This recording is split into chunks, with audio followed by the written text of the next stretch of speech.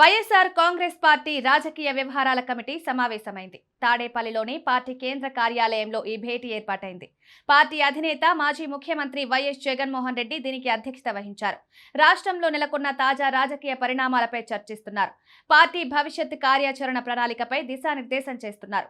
PAC ఏర్పాటైన తర్వాత ఈ భేటీ ఏర్పాటు కావడం ఇదే తొలిసారి కావడం ప్రాధాన్యతను సంతరించుకుంది.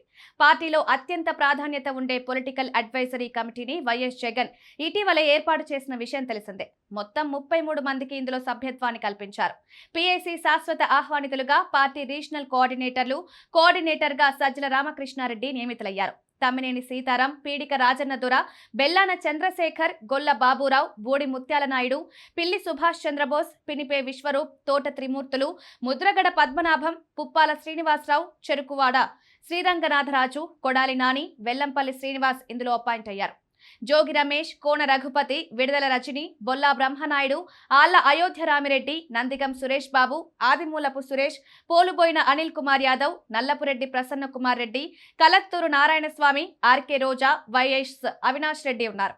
వీరితో పాటు అంజద్ బాషా, బుగ్గల రాజేంద్రనాథ్ రెడ్డి, అబ్దుల్ హఫీజ్ ఖాన్, మాలగుండ్ల శంకర నారాయణ, తలారి రంగయ్య, విశ్వేశ్వరరెడ్డి, మహాలక్ష్మి శ్రీనివాస్, సాకే శైలజానాథ్ పొలిటికల్ అడ్వైజరీ కమిటీ సభ్యులుగా నియమితులయ్యారు. వారందరూ కూడా ఈ భేటీకి హాజరయ్యారు. ఈ సందర్భంగా జగన్ వారికి దిశానిర్దేశం చేస్తున్నారు. వైఎస్ఆర్సీపీ సంస్థాగత నిర్మాణంలో తీసుకోవాల్సిన చర్యలు, అనుసరించాల్సిన వ్యూహాలు వంటి పలు అంశాలు పీఏసీ భేటీలో చర్చకొచ్చాయి. పార్టీని బ్లాక్ స్థాయి నుంచి బలోపేతం చేసుకోవడం గురించి మాట్లాడారు.